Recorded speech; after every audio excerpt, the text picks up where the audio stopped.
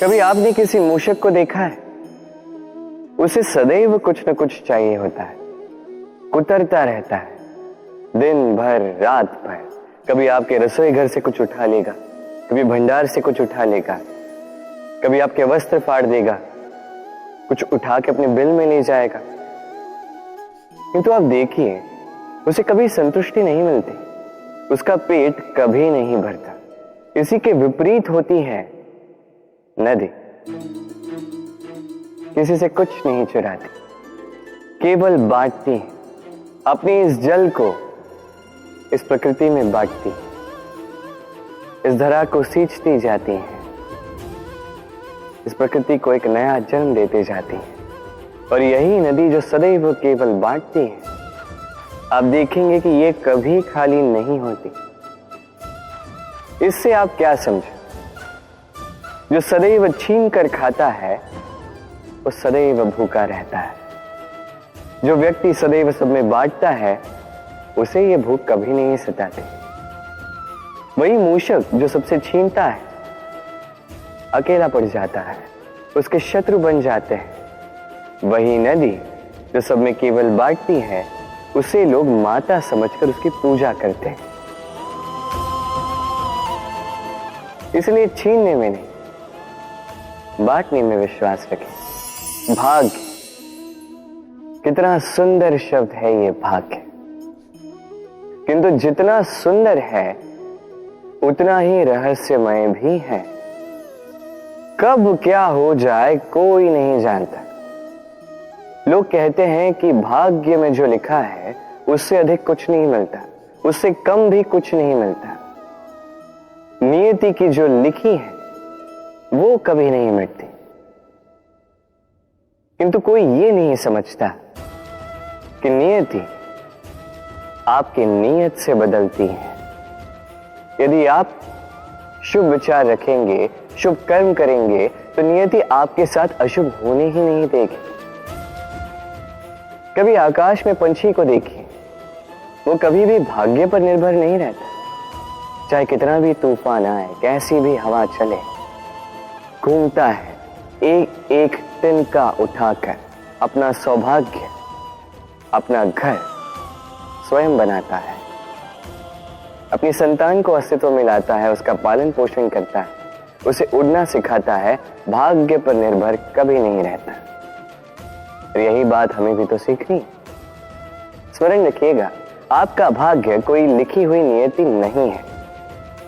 आपका भाग्य वो सत्य है जो दिन प्रतिदिन आप स्वयं लिखते हैं। कुछ अपने परिश्रम से, कुछ आपकी नियत से। सुरक्षा व्यक्ति के लिए आवश्यक होती है, किंतु यही व्यक्ति की सबसे बड़ी शत्रु भी होती है। कैसे?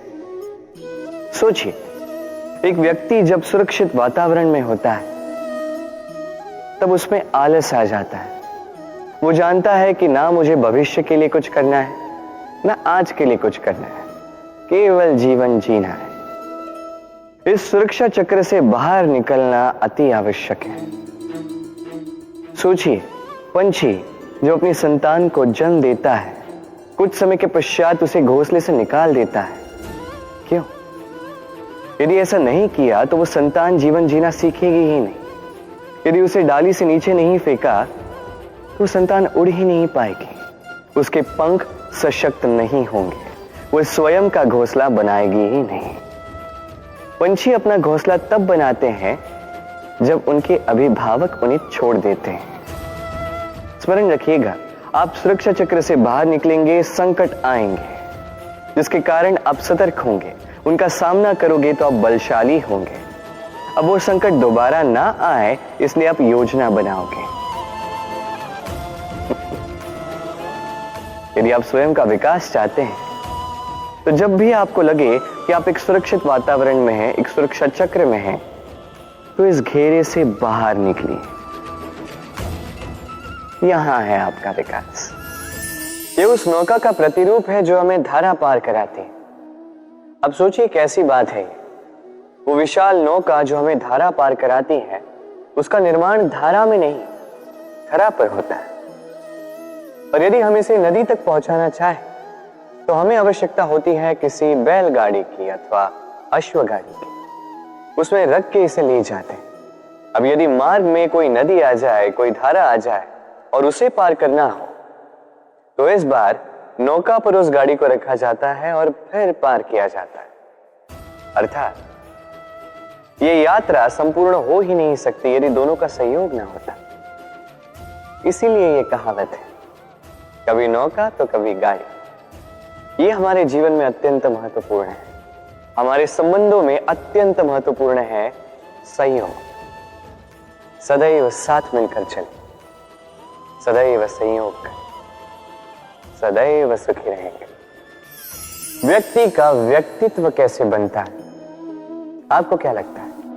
व्यक्ति जन्म से अपना प्रारब्ध लेकर आता है या आपको लगता है कि यह प्रकृति व्यक्ति के लिए उसकी नियति लिख कर देती है? नहीं, ऐसा कदापि नहीं होता। मैं आपको समझाता हूं। जब भी वर्षा होती है, किसी बूंद को देखिए।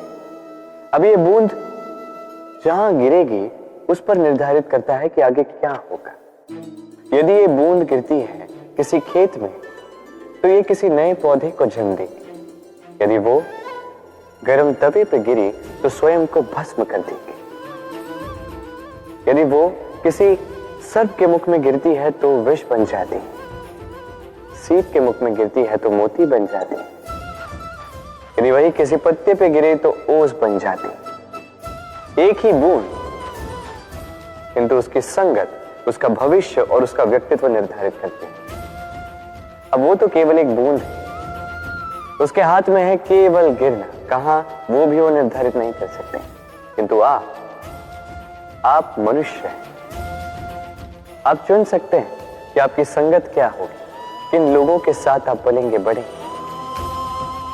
तो अच्छे से कीजिए, क्योंकि ये चयन आपका होगा, क्योंकि ये जीवन आपका है, भविष्य आपका है। अब महान बनना है या नहीं, ये निर्णय भी आप ही का होगा। मनुष्य का स्वभाव होता है सदैव वही बोलना चाहता है, कभी किसी की सुनना नहीं चाहता। किंतु उसका ये स्वभाव उसे एक बहुत बड़े ज्ञान से दूर रखता है, सामने वाले व्यक्ति के व्यक्तित्व के ज्ञान से दूर। इसलिए यदि आप किसी को पहचानना चाहते हैं, उन्हें समझना चाहते हैं, तो उन्हें रोकें, बस बोलने दें। क्योंकि व्यक्ति का व्यक्तित्व होता है उसके शब्दों में और उसका वास्तविक रूप छिपा होता है उसकी बोली के पीछे। बोलने दें, धीरे धीरे करके आप सब समझ जाएंगे। यही अंतर होता है एक साधारण पुरुष में और एक महापुरुष में। एक किसी को बोलने नहीं देता और एक सबकी सुनता। तो चयन आपका होगा, आप साधारण बनना चाहते हैं या असाधारण, क्योंकि ये भविष्य आप ही का है। भाग्य और कर्म, दो ऐसे शब्द जिनसे संसार घिरा है। कोई कहता है मेरे भाग्य में ये नहीं था कि मेरा जीवन ऐसे हो जाता, जो मुझे ये मिल जाता। कोई कहता है कि मेरे पिछले जन्म के कर्म कुछ ऐसे रहे होंगे जिसके कारण इस जन्म में ऐसा भाग्य मिला। सब छोड़ दीजिए और एक बार शांत मन से सोचिए। आप जानेंगे कि भाग्य और कर्म दोनों इसी जन्म के हैं। अंतर बस इतना है।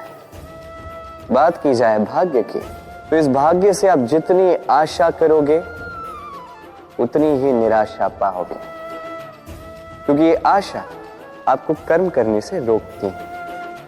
यदि बात की जाए कर्मों की, तो अपने कर्मों पर जितना विश्वास रखोगे उतना ही सफलता को अपने पास पाओगे। एक बात स्मरण रखिएगा, भाग्य आपके कर्म निश्चित नहीं करता, किंतु आपके कर्म ये आपका भाग्य अवश्य निश्चित करते हैं। वर्षा ऋतु आरंभ होते ही पक्षियों के खेलों में संताप मच जाता है, और ऐसा हो भी क्यों ना। घोंसले टूटने लगते हैं, वृक्ष गिरने लगते हैं। हर एक पक्षी अपने बचाव के लिए एक नए स्थान की, एक छाव की, एक छत की खोज में रहता है। बस एक पक्षी है जो ये सब नहीं करता। उसे ना इन सारी समस्याओं की चिंता होती है, ना ही आवश्यकता होती। और वो पक्षी है वाह, वो इन सारी छोटी समस्याओं से बहुत ऊपर उड़ता है, मेघों से भी ऊंचा। इसलिए ये सारी छोटी समस्याएं जो आपके जीवन में आती हैं, इससे स्वयं को घिरने ना दें। अपनी सोच को ऊंची बना के रखें, आपकी ये समस्या अपने आप नीचे आ जाएगी।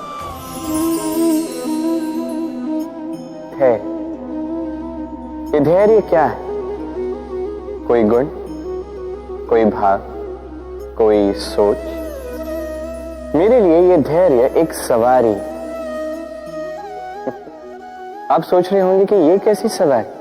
सवारी तो अश्व की हो सकती है, हाथी की हो सकती है, ऊंट की हो सकती है। धैर्य की सवारी क्या होती? चलो आपको एक बात बता देता, इस संसार में ऐसी कोई सवारी नहीं है जिसने कभी अपने सवार को गिराया ना। चाहे वो ऊंट हो, चाहे हाथी, चाहे अश्व, कभी चलते चलते डगमगा ही जाते हैं। फिर वो सवार पहले गिरता है किसी के घुटनों में, फिर गिरता है स्वयं की दृष्टि। किंतु धैर्य की सवारी ये कभी किसी को नहीं गिराती, कभी नहीं। ना वो सवार किसी के घुटनों में गिरता है, ना ही स्वयं की दृष्टि।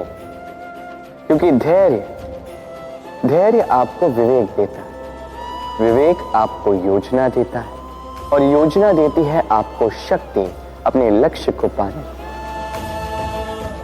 समझे? धैर्य साथ अपने आप को और धैर्यशील बनाइए। इस धैर्य की सवारी कीजिए और फिर बस देखिए कैसे ये सवारी आपको आपके गंतव्य तक ले जाती है। पुस्तिका से हम क्या कुछ नहीं सीखते। ज्ञान हो, विज्ञान हो, इतिहास हो, सब सीखते हैं। कहते हैं एक अच्छी पुस्तिका, एक अच्छा ग्रंथ प्राप्त हो जाए तो वो सहस्त्र मित्रों के समान है। किंतु यदि एक अच्छा मित्र मिल जाए तो वो समस्त ग्रंथालय के समान होता है।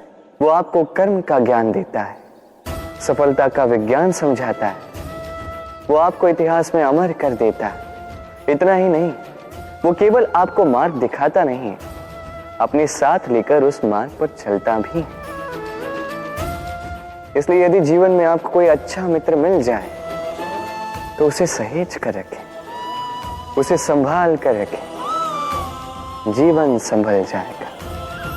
प्रतीक्षा, प्रयास, दोनों जीवन के अभिन्न अंग। देखा जाए तो हम सदैव किसी न किसी की प्रतीक्षा कर रहे होते हैं, चाहे व्यक्ति हो, चाहे कोई क्षण हो, चाहे कोई भावना, कुछ भी हो सकता है। और देखा जाए तो सदैव कोई न कोई प्रयास भी कर रहे होते हैं।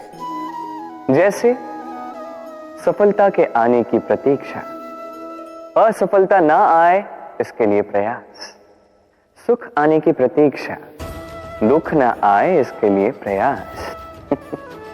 अब प्रतीक्षा और प्रयास का एक अत्यंत घनिष्ठ संबंध है, और वो ये कि प्रतीक्षा करने वालों को उतना ही मिलता है जो प्रयास करने वाले पीछे छोड़ जाते हैं।